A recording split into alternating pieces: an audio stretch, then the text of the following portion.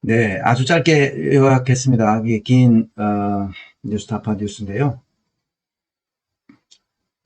이런 영상을 보면서 뉴스타파 후원하는 걸 저는 자랑스럽게 생각하는 사람입니다. 이런 언론사가 있어야 되는 거죠. 이런 언론사가, 모든 언론사들이 사실 이래야 됩니다. 독일처럼 보수와 진보로 나누어지는 것은 뭐 어쩔 수 없어요. 신문사들이. 그렇지만 사실, 제가 이 말씀을 드리려고 하는 거예요. 사실이 뭔지, 진실이 뭔지, 진리가 뭔지를 추구해야 된다.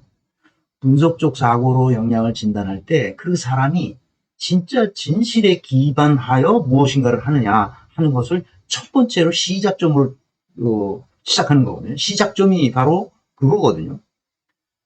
이거는 이영희 선생이 우상과 이성이란 책, 이 연배 있으신 선생님들은 다 아실 텐데요. 그 책에 나오는 글입니다. 제가 영양 진단하면서 그때는 제가 이렇게 이 카메라를 찍어가면서 방송을 하지 않고 그냥 뭡니까 이 아이패드에다가 이렇게 칠판 글씨 써서 그걸 하면 또 조교가 그걸 정리해가지고 이렇게 올리고, 제가 그때 할 줄 몰라가지고 그렇게 했던 그 시절 얘기입니다. 우상과 이성에서 리영희 선생이 이렇게 쓰죠. 제가 아주 감동적이어서 여러 선생님들에게 한번 읽어드리겠습니다. 이게 다 아주 유명한 문구인데요. 글을 쓰는 유일한 목적은 진실을 추구하는 오직 그것에서 시작되고 그것에서 그친다. 진실은 한 사람의 소유물일 수 없고 이웃과 나눠줘야 할 생명인 까닭에 그것을 알리기 위해서는 글을 써야 한다. 자기 혼자 알고 있으면 안 되는 거죠. 글을 써야 됩니다. 그것은 우상에 도전하는 이성의 행위다. 우리는 우상을 섬기고 있죠, 지금? 자신의 이성으로 세상을 해석하고 세상을 진단하고 그 이성에 따라서 자기가 행동하는 게 아니라 우상을 섬기면서 무슨 바가 되는 거예요. 뭐 문재인 바 또는 이재명 바 또는 윤석열 바, 이게 바가 돼가지고 그 사람을 역했다가는 아주 그냥 엄청난 죄인이 돼버리는 이런 시대에 우리가 산단 말이죠.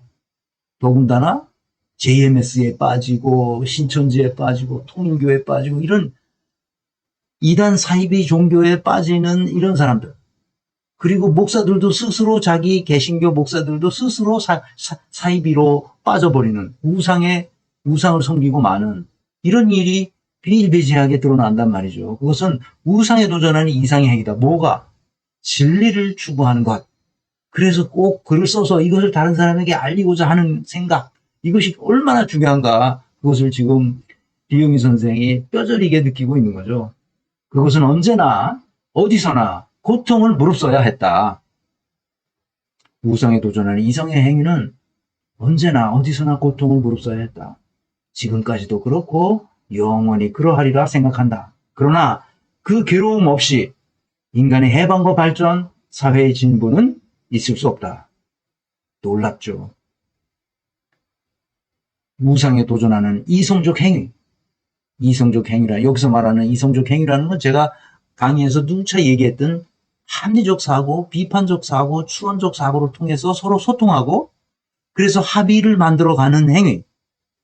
이것이 바로 진리에서 출발하는 행위라는 거예요. 진리에서 출발하지 않으면, 거짓에서 출발하면 이 모든 것이 다 허상이라는 거예요. 문명이 발전할 수가 없죠, 당연히. 그래서 이거는 제가 이전 강의에서 계속 얘기했던 거죠. 열정, 책임감, 균형 감각. 막스 베버가 1920년경에 19년, 20년 요 어간에 베를린 대학이 아니라 뮌헨 대학의 그 자유학생연합에서 초청해서 강연을 한 강연록이 바로 Politik als Beruf, 소명으로서의 정치. 이 유명한 책이잖아요, 이게. 정치인은 이 책을 안 읽으면 정치를 할 수가 없습니다. 문재인은 이 책을 안 읽었을 가능성이 굉장히 높죠.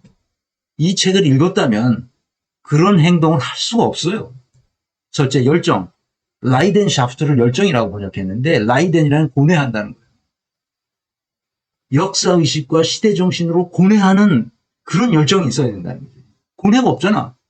여러분 마지막 퇴근한 날 보세요. 어떤 고뇌가 있습니까? 해맑게 웃고 성공한 대통령이 되도록 도와주세요, 여러분. 다시 출마할까요, 여러분? 고뇌가 없는 거예요, 고뇌가. 둘째, 책임감이 있습니까?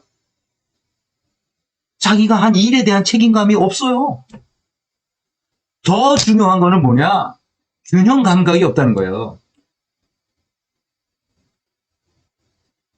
정치인은 열정과 책임감으로 똘똘 뭉쳐야 되는데 마지막 강조한 것이 막스 베버가 균형 감각 아우겐마스라는 말인데 그 뭐라 그러죠? 눈 대중으로 이렇게 하는 거예요. 눈 대중으로.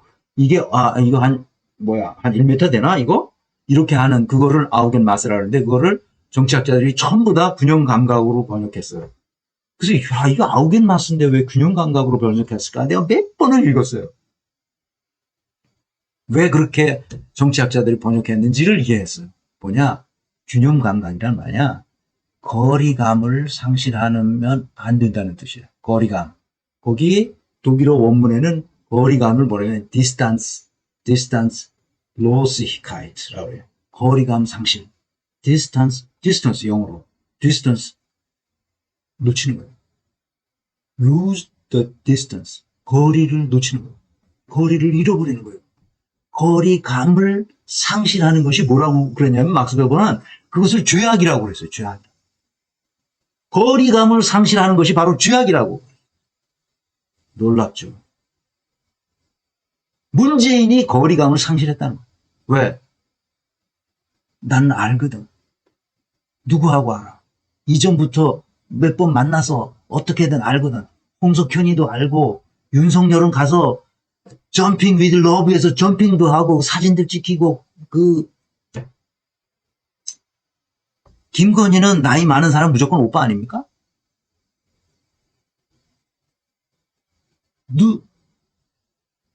청와대에서 회의할 때 윤석열을 보는 눈이 다르다는 것을 그 보좌진이 다 알고 있었다니까. 윤석열을 보는.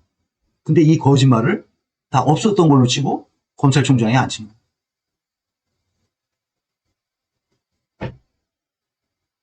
거리감을 상실한 거죠. 자기와의 친소 관계, 자기에게 어떤 말을 해줬느냐의 관계에 의해서 그 사람을 등용하게 되는 것, 그것이 바로 거리감을 상실한 거예요. 균형 감각을 잃어버린 거죠. 놀라운 얘기예요, 이게. 자, 이제 여기까지 제 강의를 들으신 분들은 문재인은 왜 윤석열을 끝까지 보호했을까?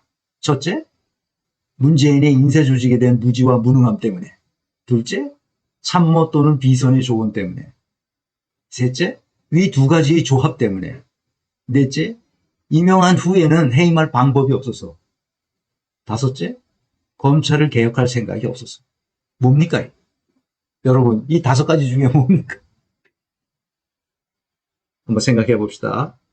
제가 왜 이 강의를 해야 되겠다고 생각했느냐? 그거는 단순해요. 다시 이런 일이 나타나면 안 되는 거거든. 이걸 교훈으로 삼아서 문재인은 반성해야 할 필요가 있어요. 아마추어 같은 정치를 했단 말이에요. 아마추어 같은.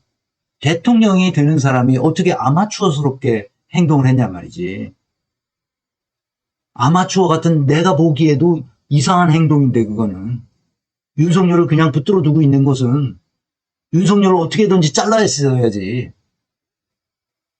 그래서 검찰청 앞마당에다가 패대기를 쳐서 다시는 얼굴을 들고 다닐 수 없도록 만들었어야 되잖아. 그래서 추미애를 임용한 거 아닌가? 그래서 추미애는 그 각오를 가지고 달려들었는데 주변에서